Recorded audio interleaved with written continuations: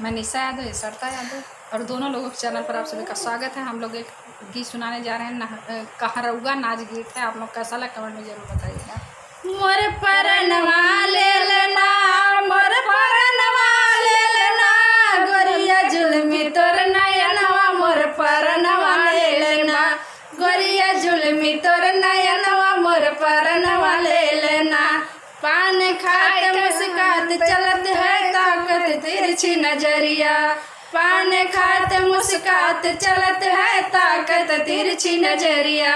होठ पे सी दात बतीसी बिचवा चमके सोनवा, तोहरे गलवा के गोदनवा, मोर परनवा ले लेबा, तोहरे गलवा के गोदनवा, मोर परनवा ले लेबा, मोर परनवा ले लेना, मोर परनवा ले लेना, तोहरे गलवा के गोदनवा, मोर परनवा ले लेना, तोहरे गलवा के गोदनवा, मोर परनवा ले लेना।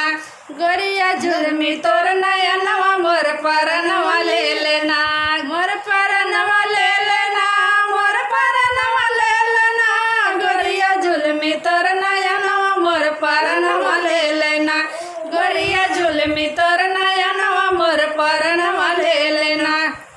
ना हमरे रुपया पैसा नाही बाटे गहनवा, ना हमरे रुपया पैसा नाही बाटे गहनवा।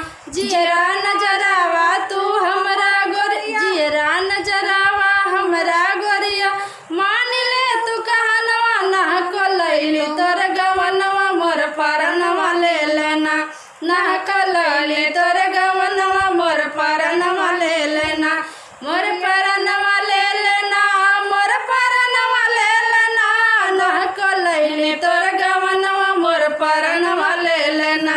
गोरिया गोरिया जुल्मी तोर नयनवा, मोर परनवा ले लेना, गोरिया जुल्मी तोर नयनवा, मोर परनवा ले लेना, मोर परनवा ले लेना, मोर परनवा ले लेना, गोरिया जुल्मी तोर नयनवा, मोर परनवा ले लेना, गोरिया जुल्मी तोर नयनवा, मोर परनवा ले लेना। ये गीत आप लोग कैसा लगा कमेंट में जरूर बताइए।